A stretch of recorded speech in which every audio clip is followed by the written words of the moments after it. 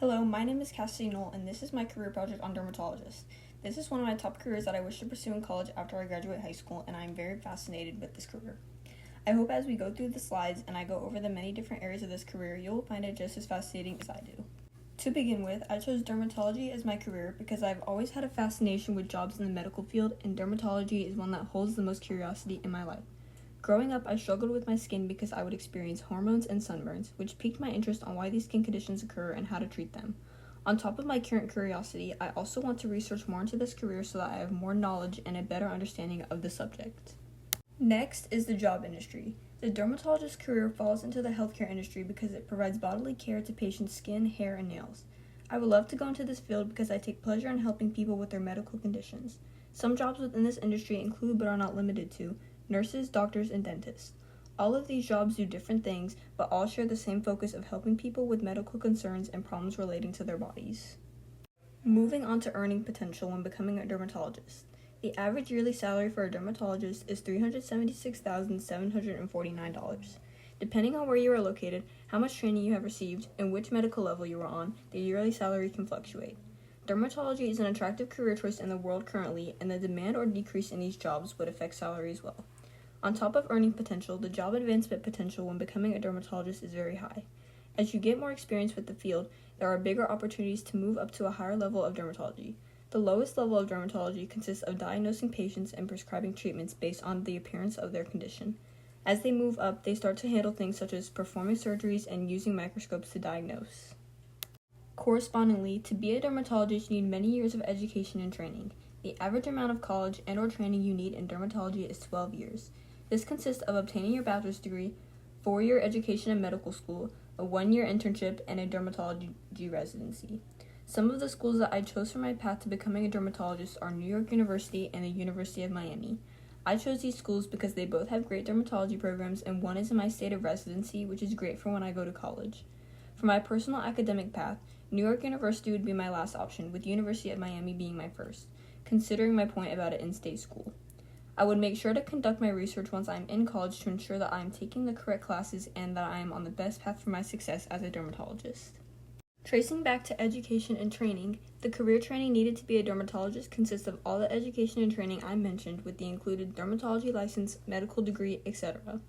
To be a dermatologist, it is so crucial that you have a well understanding of the topic and are knowledgeable in the field of study to ensure that you can give correct and precise diagnosis and prescribe the accurate medication and treatments for the determined conditions.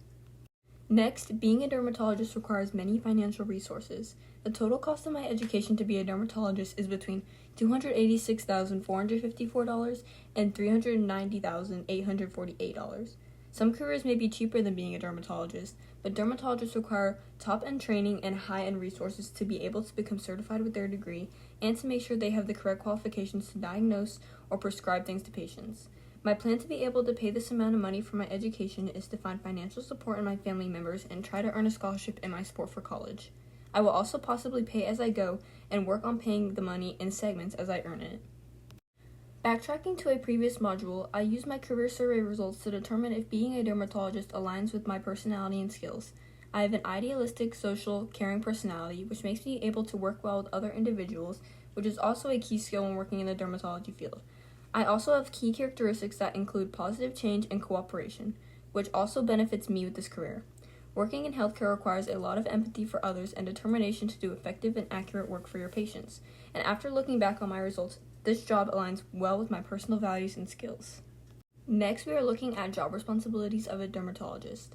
The purpose of being a dermatologist is to study skin and other external body conditions of their patients, so some of their responsibilities in this job are to diagnose skin conditions, prescribe treatments or medications relating to their conditions, and performing medical surgeries to remove the extremities on their skin.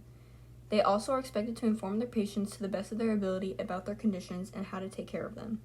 A typical day for a dermatologist would consist of checking into the office or their place of work, keeping track of patient files, examining patients, diagnosing medical conditions and prescribing medications, participating in staff meetings, etc. During this project, I learned many things about my possible future career and now have a better understanding of what dermatologists deal with. Some things that stuck out to me were how there are different jobs for different registered dermatologists, how these different jobs fluctuate the salary for a dermatologist, and how they have many chances for job advancement. By researching what they do, it allows me to apply some of the aspects into my current life and take care of myself. I learned how our economy and healthcare benefits from dermatologists and how helpful they are to so many people by helping them with their skin conditions.